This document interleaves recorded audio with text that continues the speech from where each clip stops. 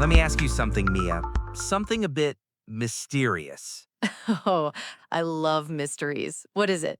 Do you actually remember the very first time you thought in English? Not translating, just a pure thought. Oh, wow. Yes, I do. And I have to tell you, Leo, it surprised me. It actually scared me a little.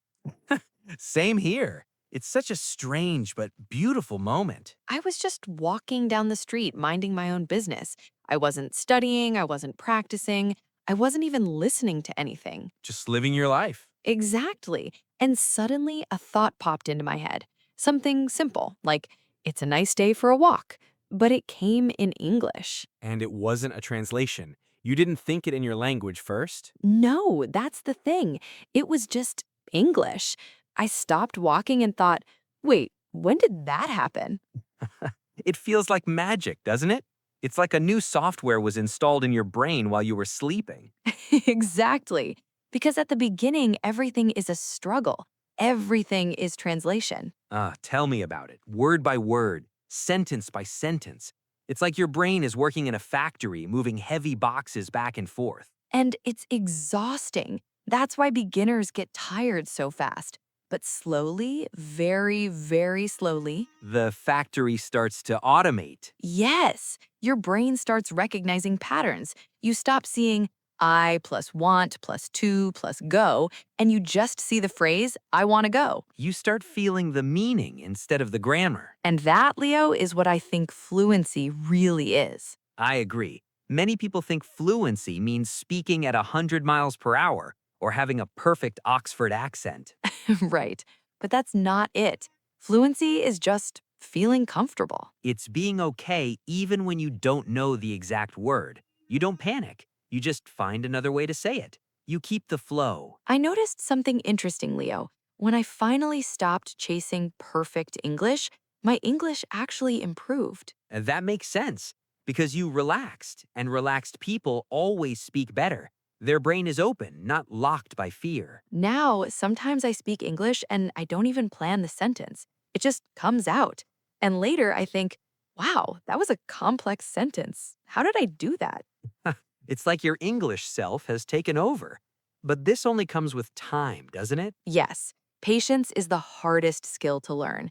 Language grows like a plant. You don't see it growing if you watch it every second. But if you look away for a month and come back, you see the leaves. Exactly. So, how can we help our listeners reach this thinking stage? Small habits are everything. Talk to yourself. I know it sounds crazy, but describe your day. I am making tea now. The water is hot. I do that too. It trains the brain to switch modes naturally. And of course, you need to hear and speak the language regularly. That's why tools like SpeakPal.ai are so useful. It's true because it gives your brain a safe English mode to switch into every day. The more you switch the light on and off, the easier it becomes to find the switch. So, listeners, a question for you. Do you still feel like you are translating every word? Or are there moments where you just feel the meaning? If you are still translating, please don't be discouraged. It just means you're on the path. You're in the factory phase. And the factory is doing great work. One day, English will stop feeling like a subject you study in school. And it will start feeling like a tool, a voice, a part of who you are. Well, in the next part, we're going to talk about the social side of this. Yes, making friends, small talk, and real conversations. The moments that make English feel truly alive. All right, Mia, let's get out of the house. Let's talk about real life conversations. Oh, you mean not the classroom conversations? No more the apple is on the table? Exactly. No textbook dialogues. I want to talk about real life, messy, unexpected, and very human conversations. That is where the magic and the terror happens. Let's start with something people often look down on, small talk. People think small talk is small or boring, but honestly, Mia, in English, it's huge. It's the gateway to everything else. It really is. Think about it. Every deep friendship, every job offer, every amazing travel story, they all started with, how are you? Or nice weather today, isn't it? Nods, simple words, but they're so powerful. They're like a handshake in the air. But let's be honest, many learners are terrified of starting those conversations. Oh, I was, because starting feels risky. You don't know how the other person will react. You don't know their accent. You don't know if they will speak too fast. And in English, that fear doubles. You stand there thinking, if I say hi, I have to say something else after that. What if I run out of words? The running out of words panic. I know it well. You just stand there smiling like a statue. But here is the truth, listeners, and please listen closely. Most people do not care about your mistakes. They really don't. They care about connection. If you smile, if you look them in the eye, and if you listen, your English doesn't need to be perfect. People prefer a friendly person with broken English over a perfect speaker who is cold or rude. That is so true. And making friends in another language, it feels a bit strange at first, doesn't it? Like you're wearing someone else's clothes. Yes, the clothes feel a bit too big or too tight. You're a bit uncomfortable. But slowly, as you talk more, you relax and your real personality, the funny Leo or the deep Mia, finally shows up. There's a moment I really love, Mia. It's that golden moment when you suddenly forget you're speaking English. Oh, I know that feeling. You're just laughing at a joke or you're really interested in a story. Yes, you're just being present. That's when English stops being a lesson and starts being alive. Of course, we have to admit, not every conversation is a success. Oh, definitely not. Some are just awkward. You say something, they don't understand. You repeat it, they still don't understand. And you both just give up and walk away. And that is okay. That happens in our native languages too. Sometimes we just don't click with someone. Don't blame your English for an awkward moment. That's a great point. Sometimes it's just life, not language. But English also teaches you so much more than words. It teaches you culture. Yes, humor, politeness, how to disagree without being mean. Those social rules are just as important as grammar. Absolutely. But you can't learn social English by just reading a book. You have to practice it. You have to feel the back and forth of a chat. That's where daily practice becomes your best friend. To boost your social confidence, you should really try SpeakPal.ai. It's perfect for this. You can practice small talk, casual chats, or even awkward situations with your AI partner. It prepares you for the real-world noise. So, listeners, a question for you.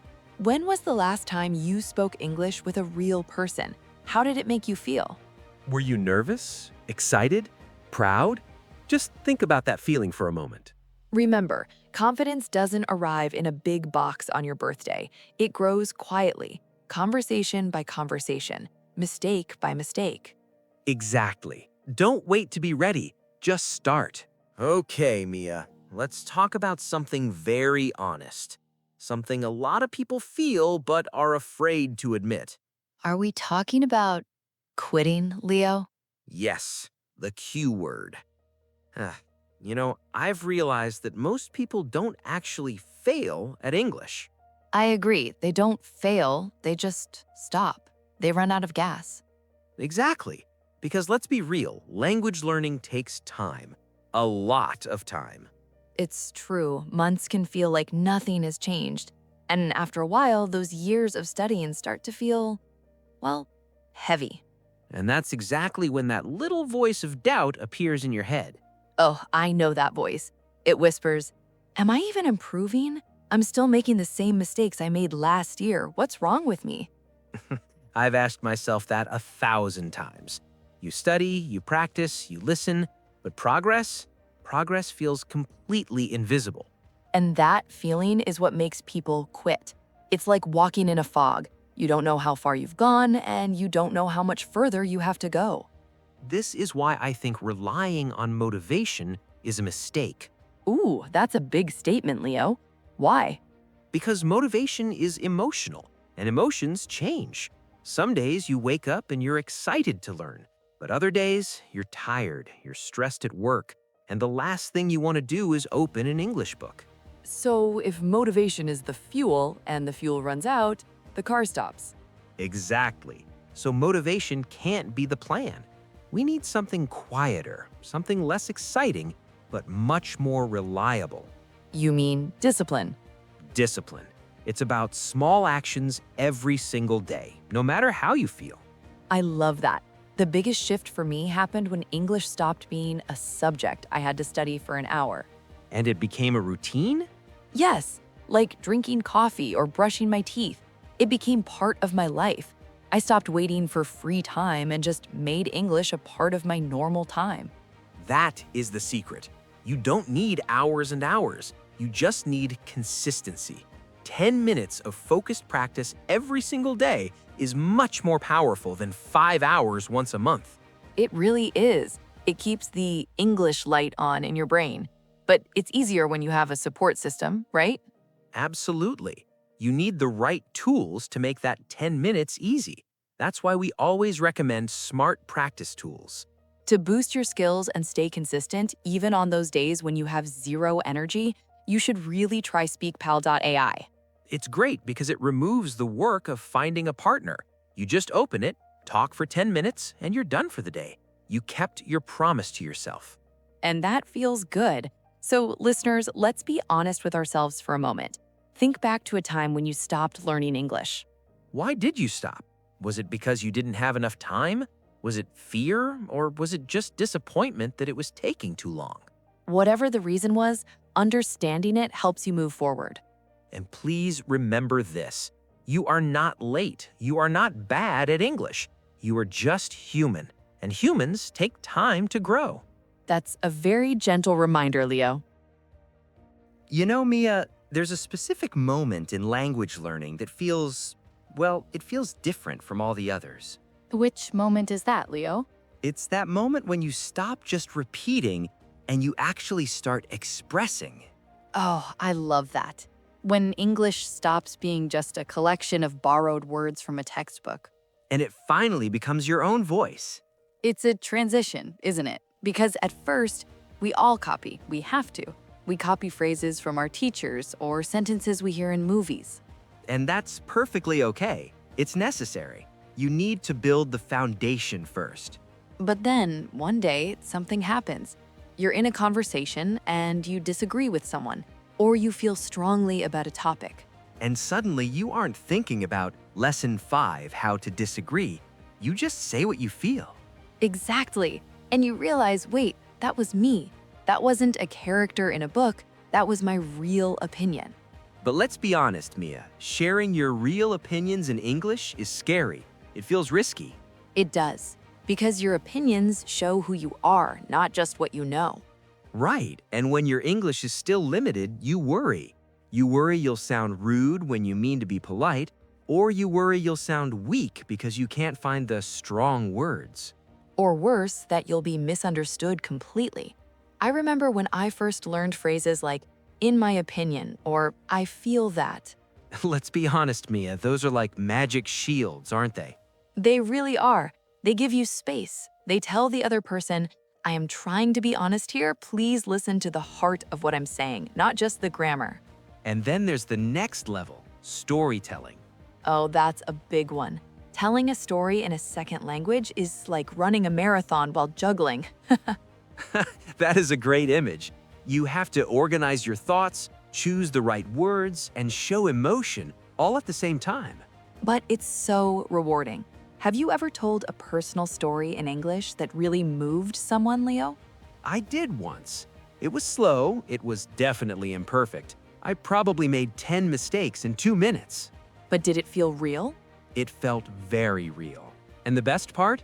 People listened. They didn't stop me to correct my verbs. They were with me in the story. Oh, that's the dream, isn't it? And you know, I've noticed that English actually changes how I think sometimes.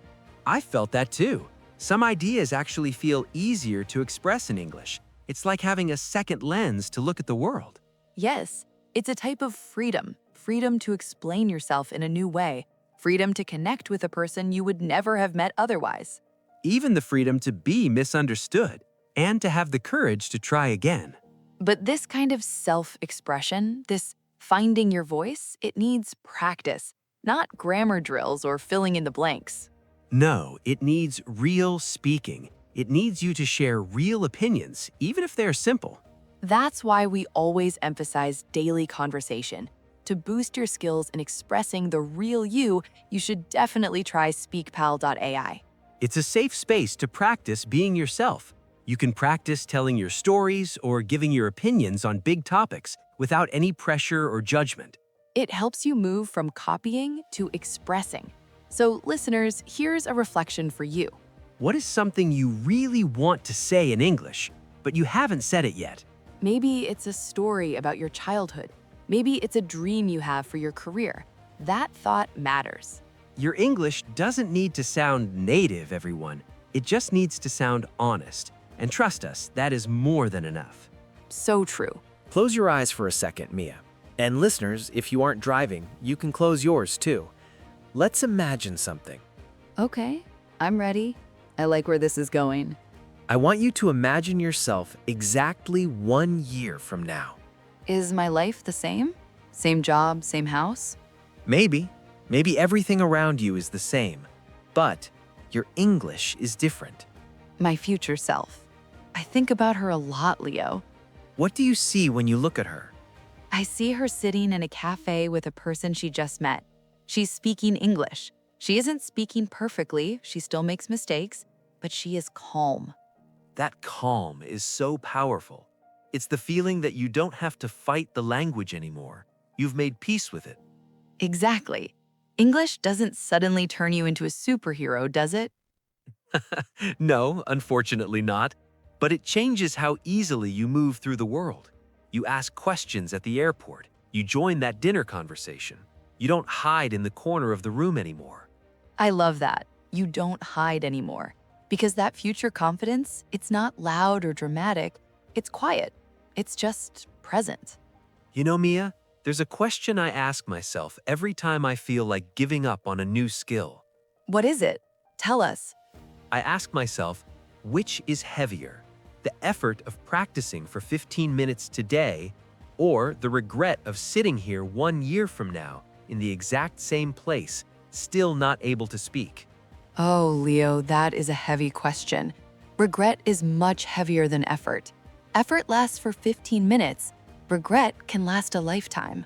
That question always brings me back to my desk. It reminds me that some doors don't look like doors at first.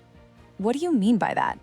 Well, a door to a new life might look like a simple conversation with a stranger, or an email you felt brave enough to send.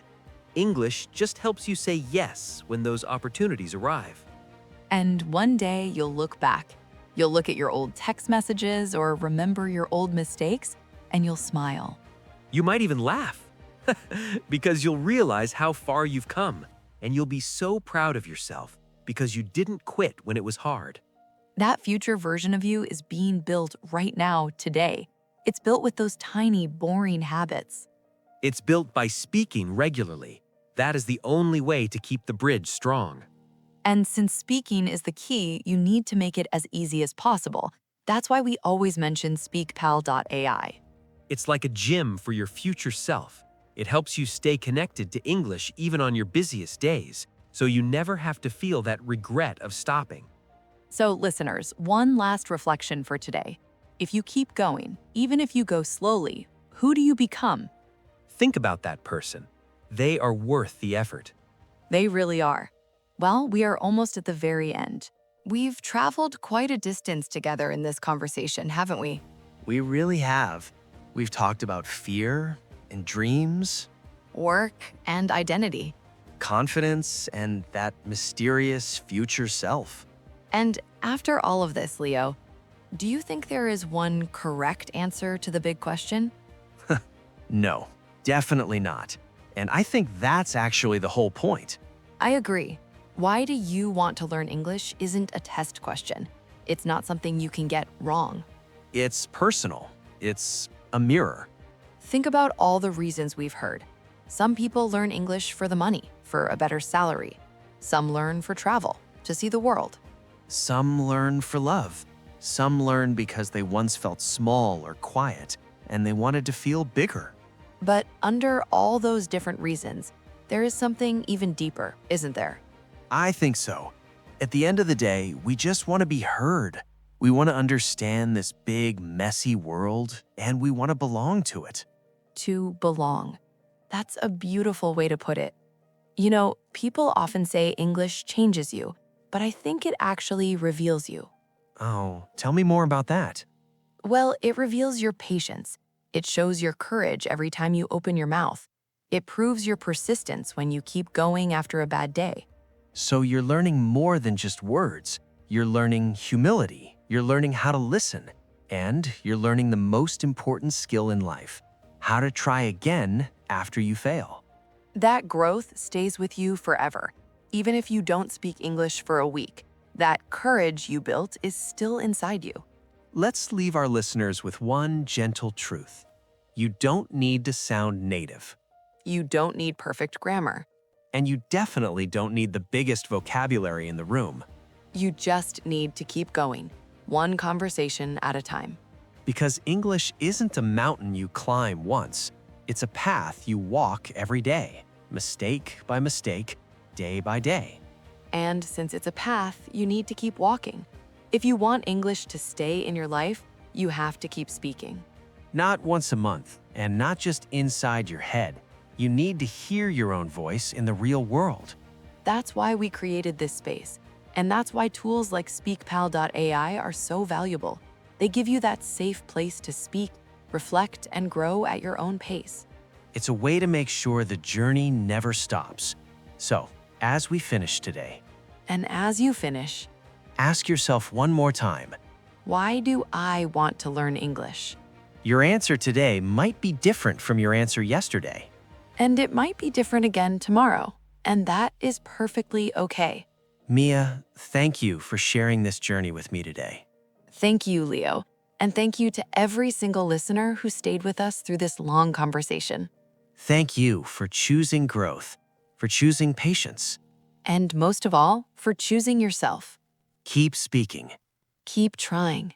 And please, don't disappear. Your voice matters.